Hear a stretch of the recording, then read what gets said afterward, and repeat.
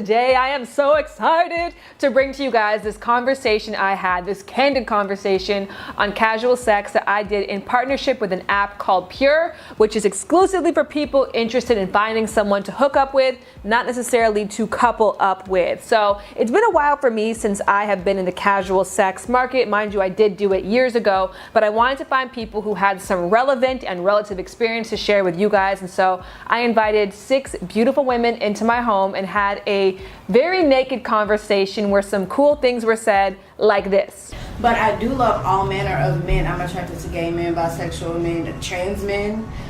It's the most interesting thing. I'm very attracted to masculinity. Yo, and we had some funny side conversations on random things like dick pics like this. I actually really like this. I like them.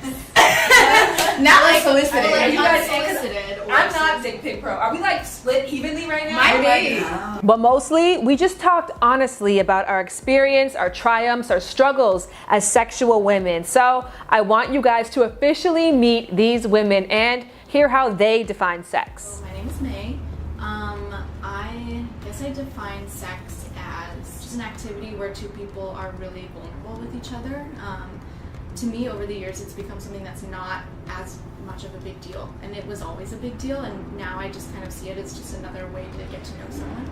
Hi, my name is Mia. Sex to me is exploring someone deeper than the surface. Because I think when you have an intimate relationship with someone, you would never see that side of them if you're just talking to them or even touching them with clothes on. I think it's such a deep bonding experience with someone.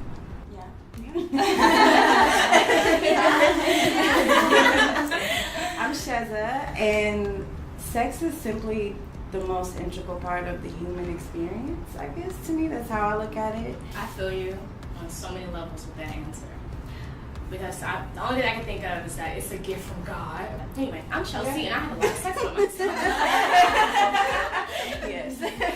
I'm Lori, and I guess sex is like, to me, the most carnal, enjoyable thing that we do in our lifetime. Maybe besides like eating is good too. Yeah. And I think it's something that we should do as much as possible while we still can. You know, of course, as much as it makes us comfortable too. So, yeah. What do you think? I'm Colleen, and what they said, but also I think for me sex is the closest thing I know to magic. So magic. Sex is magic. Shan. See, no, you will let me go. My channel. I think that sex is up to the individual to define what it is, what it includes. I think sex is expansive, open, and it's limitless.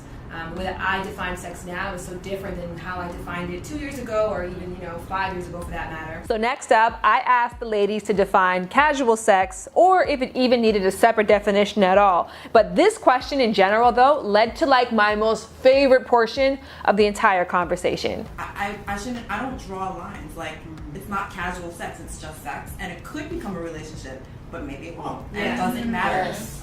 That's, and I feel like that makes it more, because like calling it casual sex almost gives the other kind of sex something, A negative It others connotation it, others it, and it's really just sex at the end of the day. Like, if it's a situation where you're not in a partnership having sex, to me, it's really good if we can both hold our shit together enough to completely let go in this moment and respect each other. And I feel like even with me just recently, I was in a casual relationship with someone and I found myself thinking like, oh, like when is he gonna ask me to be his girlfriend? Like when are we gonna define this? And you shouldn't have to have that thought. I feel like people push it on you, like, oh, you're having sex with this guy. You should definitely talk about what this is, and you should just have sex if you want to just have sex. And it's also ridiculous to expect to know whether you want to have a relationship with someone just because you slept with them. Yeah. Like, I mean, yes, it's very intimate. You do need to know what they're like in bed, but like there's so much more about them. Like they could be the best thing that ever happened in your bedroom. That doesn't mean you want to be with them. I'm going to ask about this one because this is a thing that a lot of, I think, women share amongst each other, this idea that soul ties. That when you invite someone into your body, like you are intrinsically tied to that person. Does that feel true to you? It does not feel true to me. No. It's never felt true to me either. I've always thought that was kind of a weird thing. Like, no, I've been hurt more by friendships than people I've had sex with. Like, my partnership right now is completely platonic. And that's the one that gets in my head. Like, these dudes that I'm out here having sex with, not so much. You know what I mean? Like, so I don't think so. I think it gets put on us so much, though, that we start to believe that, and that's all it takes. If you believe it, that's all it takes. I mean, there is like a biological truth to that, where it's like oxytocin is released. Yes, Like absolutely. there are certain things that chemically would bind you together with someone. But as long as you're aware of that, it's fine. Like my first friends benefits relationship is my current relationship, but that prior to him, I wrote an article saying, "Oh, friends and benefits don't work. It doesn't make any sense because the way the woman gets pleased is by somebody who is like prioritizing her pleasure. And unless a man cares for you, he's not going to do that."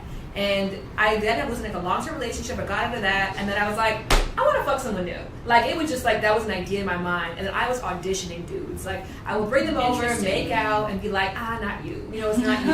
And then when I found the right one, I was like, you. And then we engaged in a long-term, successful friends with benefits, where like that was clear that that's all that was, and it was so freeing and positive, the best sex of my life, and all of those things. But like it was a matter of me having to control about my biology, because I knew the choice that I made was more powerful than the choice my body wanted to make. I find there's an intimacy bond when you have it, and it's usually lasts about 72 hours, I find, where after there's something that does feel a little, but I also feel that way about Cheetos. Yes. And you gotta break it. Yes. And you know those Cheetos are in there, right? Yeah. But after a while, like you go cold turkey and you're okay. I was gonna say, like, going back to the friends with benefits thing, I don't know if this is like super logical of me, but I just had this experience like a few weeks ago, and I find that if I can have a friend and I can look at this friend that I have really good sex with, and I can look at him and say, like, there is a characteristic about you that I know in like a long-term partnership would not work out. I can relate to you on the compartmentalization aspect of it, because the same way relationship wise, that is not always good. Sex wise, chemistry wise, a little bit of adventure, perfect. And then it puts me in a position where, like, I don't have to judge you for being a fuckboy. You don't have to judge me, for being a free-spirited woman or whatever, society has told us to think about each other, because I am no longer putting the pressure that just because I'm having sex with this person, now we gotta think about being in a relationship. Because really, honestly, the dudes that I find always beautiful and attractive and intriguing, I find those things in them because of some characteristics that just wouldn't make them good partners. And that's okay. You don't have to be a good partner. You know what I mean? Yeah. Like, you don't have to be that. To be a good sexual partner. Yes, That's what your a role good is. sexual I always partner. look at like a career or a good job. You hire people for the given role. Yes. I wouldn't give the CEO responsibilities to the mail boy. You know what I Yes. mean? Like, if you're the mail boy, that's what I hired you for, and I'm happy as long as you're satisfying those needs. So in a world where this kind of mindset is absolutely not applauded, I was curious, how did these women come to embrace it? Growing up in the South, growing up in Texas, it's the one place where people won't practice but will still call themselves a Christian. And so having that on me, I just went through a lot of struggle with how I felt about sex, because I was a horny kid.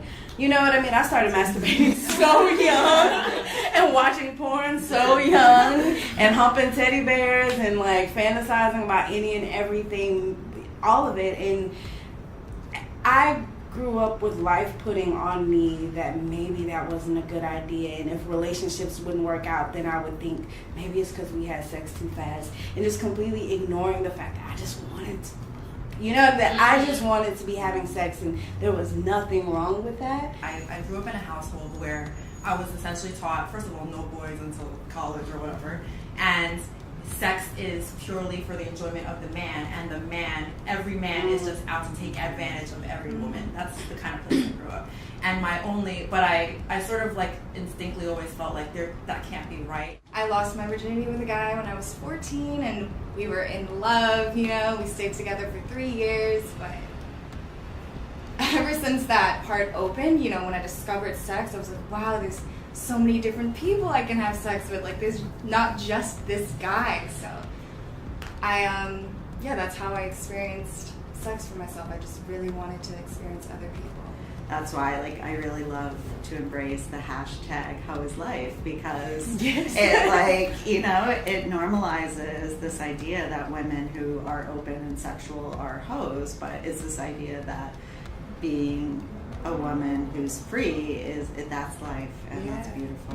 One of my favorite parts of online dating is that no longer is it a solo sport. It can absolutely be a thing that you do with a group of friends. Like taking my friend's phone and swiping for them is like one of my favorite activities, and so I wanted to bring that spirit to these group of women. So I had everyone download the app and try it for the very first time on camera. Now Pure is an app designed for awesome people who are interested in hooking up. Now what's cool about it is that it is a 1-hour experience. You put out a request saying that you're down for a hookup, they find people in your area, you match, and then you have an hour to chat. If you guys don't come to an agreement in that hour, the conversation disappears. And aside from that, everything disappears. They don't log any information about their users, and best of all, it's available on the Android and on iPhone worldwide. But because it is a city app, it's most active in certain cities like London, Moscow, New York, and Los Angeles. And what do you guys know? We just so happen to be in Los Angeles. Well, I do want to try the app right now, so for any of you guys at home, if you want to try along with us, it's free for women, which we all happen to be cis women, so let's go ahead and look, you guys see, I already did this yesterday. This is my trap photo last Should I put a sexier photo then? No, I think it's whatever, whatever you want. Yeah. Oh wow! This I guy's just done got for one. me. Oh, you just got what? I just found a dick pic. Yes. Oh, really? It's Oh. nice. See, that's nice. So when it says he's down for a meeting, does that mean they liked you? Yeah, it means they put yes. Yeah. Would you yes anybody here? I'm looking. There's a cute guy. Oh my god. I appreciate this guy. Because he's keeping it real. Yeah. You know what I mean? Like just being very clear what to expect. Yeah. He's got some class. He does. So is it just an hourly thing? Because every hour yeah. it Because says... at the bottom, this is my request. You can cancel your request. So you can put delete now. So if you say me too, what happens? Are we meeting? No, then the chat opens up. I'm gonna chat with this guy. Now, if you are sitting at home thinking, could casual sex play a positive role in your sex life? I asked the ladies to provide some advice just for you. Once I started just being in the moment and, remembering or visualizing this golden crown on my head, that I'm a queen and it's I hold the power, then I stopped giving other people power. So that has been very liberating to where it's like, you can give me head, that would be great. All right, thank you for the tune-up, that's great. I feel like, especially nowadays, we just have to say fuck the system and fuck what everyone thinks, especially with the man that is running our country right now. Just do what you want, and I know that's so hard for a lot of women to do, especially when you have so many people coming at you like, oh, that's wrong, don't do this, like, be a woman. But no, I am being a woman, I'm being my type of woman. Yeah. I think that at the same time, I agree with all that, but also women have to be very real with themselves, because I do have, I've sort of come into this thinking in an older age. I have a lot of friends who are still very inhibited, and I think there are people out there who really can't handle it. Yeah. And I think that if you really think you can't, you shouldn't try until you're ready. Because there are women who will be like, you know what, I will try this whole sexual liberation thing, and then they go and fall in love with like the first guy they sleep with. It can be sometimes even more damaging than it is helpful. Because you just said everything that I wanted to say, because that is it. You just know yourself. You know if you're somebody who you might really want to experience sex only with one person in the context of this very intimate relationship. There is nothing wrong with that, as long as you're constantly honoring your desires. Yes. You know what I mean? And it's just, the only advice I would give is constantly question whether your feelings are your own. I will be like, I am this way and I'm this way, Yeah. and then 2 years later, I'm doing something I swore I never would do. And then That's cool too, though, because that could have been your truth 2 years ago. And exactly. Like, And I'm more give yourself open. that space, that Yeah. flexibility to say, like, yeah, casual sex is a no for me right now. Yeah. And then 2 years later, and Yeah. I've been that person, you know, like I say, Yeah. I've existed in all spectrums, and I'm proud of that, and like I'm proud of my contradictions. Mm-hmm. And to me, that's what freedom is as a woman. In a 2013 paper by Social Science Research, it found that 28% of men and 4% of women said that they would lose respect for women, but not men, who hooked up frequently. So there's no denying that there is a stigma and probably will continue to be one. And I want to know, how do women who enjoy casual sex combat that? There's this stigma, and it's a taboo for women to even just be talking about sex, which is silly to me. But to get through that, I try to be, I'm just transparent about it with that individual. Yeah, I think I find the stigma not directly to me, but I find that in my circle of friends, I feel like I'm kind of the only person that is super open with having sex, maybe on the first date, maybe after 3 dates. Like, I feel like my friends wait, and they are more the type of people that are like, I want a relationship, and therefore I am not gonna have sex right away. And when I'm like, oh yeah, well, I like him and I don't know what I'm doing, but we decided to just have sex. He came and visited me and we just fucked. And they're like, wait, but why? Like, didn't you want to like think about that first? And I am like, these are my friends. Like, I feel kind of alone in that space a lot of the time. I find it kind of ironic when I feel that from other women, because I had this, as I became more like sexually open, I would talk to my friends about it. I had this reputation about my girlfriends of being like, oh, because you don't, you just are pro sex everything, and you'll just have sex on the first date and all this other stuff. But I had sex ultimately with fewer people sometimes than they did, but they didn't see it that way because I didn't have these like rules. Yes.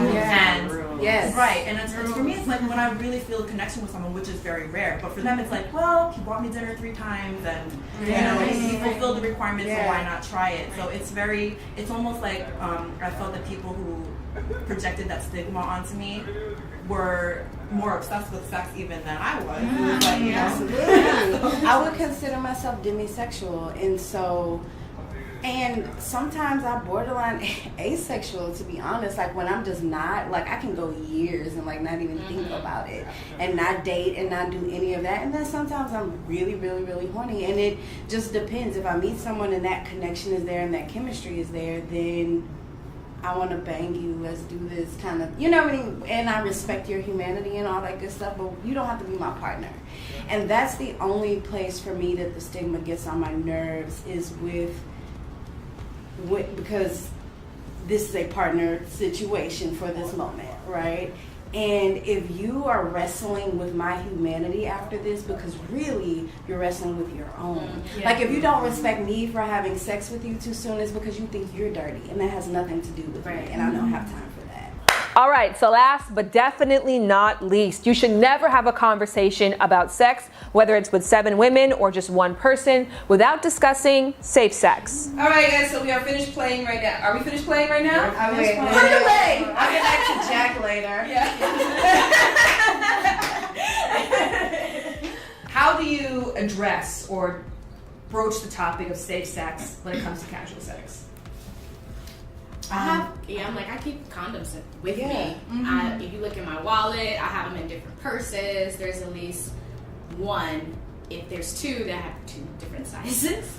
Not trying to discriminate, but it's there. So there's never like, well, I don't have one, because I always have one. I think that's really important. For me, it's a standard. It doesn't even have to be much of a conversation. Like, we aren't having sex if there is no condom present. Period. I'm very, nope, not my body. And there are also ways to ask about it without making it into an interview sometimes. Because like people who are ignorant about their sexual health, it comes out so easily. I've been shocked by the things that some people say. Like, I've had, and this was like just a friend, but my friend was like, oh, I mean, I've never had contact with, the sex industry, so why should I get tested? If we're gonna exchange body fluids, that conversation should be the easiest part. Exactly. And if it's not, I've finally gotten to the point of of being brave enough to not give oral sex until I know that person has been tested. And I feel like that took me a while to be able to have that conversation, but I'm like, okay, I'm not gonna just touch anything, and I'm not gonna do it. And so I'm like really like psycho conscious about that thing, but like it makes me feel better at the end of the day. And I'm like, I let that person know, like, you'll get tested, I'll get tested. Like, it doesn't even bother me that I'm not gonna give it, or you don't have to give it to me. Like, I can wait. Thank you.